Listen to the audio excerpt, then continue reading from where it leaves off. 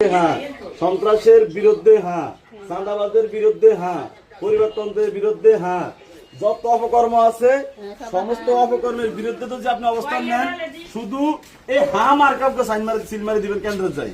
আপনি যে মার্কা ভোট দেন কোনো সমস্যা নাই, শুধু ওই হ্যাঁ মার্কাপকে ভোট দিবেন দেশ ও জাতির স্বার্থে।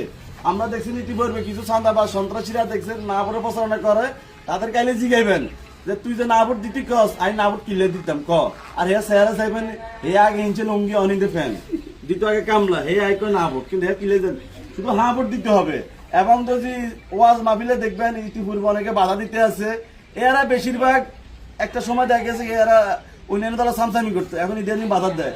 যদি হ্যাঁ একবার জয়যুক্ত হয় এই দেশে ওয়াজ মাহফিল আর কেউ বাধা দেখতো না। তারপরে আপনার হিন্দুকে কোনো ধর্মের প্রতি কেউ আঘাত আনতে পারবো না, সবার স্বাধীনতা সবাই পাইবো, শুধু তো জি হ্যাঁ যুক্ত হয়। এই জন্য আপনারা ওই সরকারি ভোট যেখানে দেন না কেন জাতীয় ভোট, শুধু এখানে ব্যাট ব্যবহার থাকবো, এখানে খালি হ্যাঁ ভোট মারবেন। এবার ব্যাট ব্যবহার থাকবো হচ্ছে একটা বিভিন্ন মার্কার, একটা থাকবে এরকম না গোলাপি রঙের কাগজে হ্যাঁ না, তাহলে গোলাপি রঙের কাগজ পাইলে হ্যাঁ ভোটে হ্যাঁ মারি দিবেন, এটাই ঠিক আছে।